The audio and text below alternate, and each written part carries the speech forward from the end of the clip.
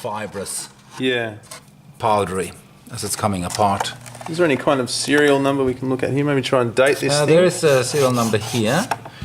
I looked it up. It looks like it's a 1962. 62, right? Yeah, it's a 62. The H612, I think, is the model number.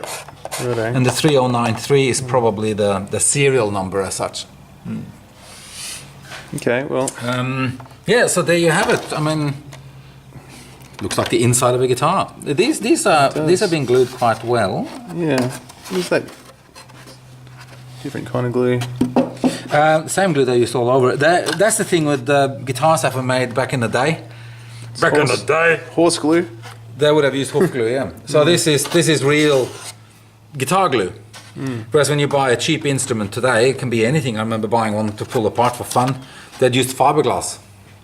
Yeah, right. So a polyester resin that glued it together with, which rendered it completely useless, really. You couldn't do anything to it. So at least here they have used, although it's old and quite crackly, it is made from the right stuff. This instrument it's not beyond repair. This is, it's quite workable. Even with these splits in the back panel. This is going to come up beautiful. You know, this is easily fixed. I may put a bit of glue on these cracks while the back is off. Yep. Probably while I'm gluing this down. That looks like just a it's just coming loose. Piece of pine. I could, if I wanted to, I could replace that with a piece of timber which has got a little bit more interesting characteristics. You could put some maple there or something. Yeah, but it's probably okay. It's certainly nicely aged. Yeah. It's not going to do anything unexpected suddenly. I think I'll just go with what's there. I'm just going to glue this back on as it was. So I'll glue that down, glue this down, put a bit of glue in the cracks here.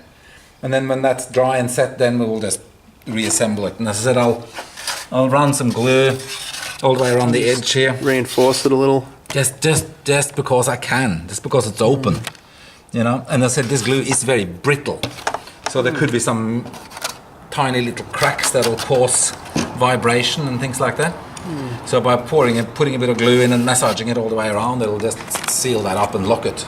I think that's it's not too bad considering it's what, 55. How old is it? Be 55 years old, yeah. A little bit of 55-year-old rabbits. Fluff, yeah. Imported from America. Sell it on eBay. It's a collector's item. There you go. You can place your offers now. We're back. Okay, we're back. So here's an interesting thing.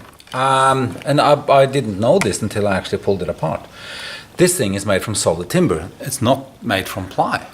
I just kind of assumed cheap instrument back in the day, they would have just hammered it together from plywood. That is not the case. This is solid. The back is solid. The sides are solid. Oh. And the front is made from solid wood. And I'd say it's probably spruce or something. This looks like spruce, certainly at the back here. And the front, well, there could be a different cut of spruce. It's a little bit darker.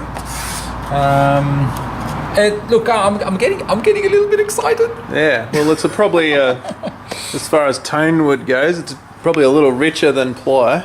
Well, all good guitars are made from solid timber. So that doesn't mean that all ply guitars are bad, because I've got a few guitars which are made from ply, and they've got a really nice tone and a really nice sound. But certainly, being solid timbers, it opens up another possibility for it of the sound being quite good when it's put back together. So what I'm going to do now is, it had a little crack running down here and a little crack down the back there.